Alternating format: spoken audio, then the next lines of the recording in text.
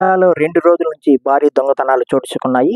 అందులో భాగంగా మైదుకూరు బద్వేడ్ రోడ్లోని మిట్టా జ్యువెలర్స్‌లో భారీ దొంగతనం జరిగింది.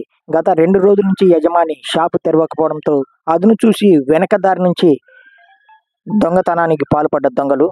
ఈ దొంగతనంలో సుమారు కేజీ బంగారుతో పాటు వెండి వస్తువులు కూడా అపహరించినట్టు తెలుస్తుంది.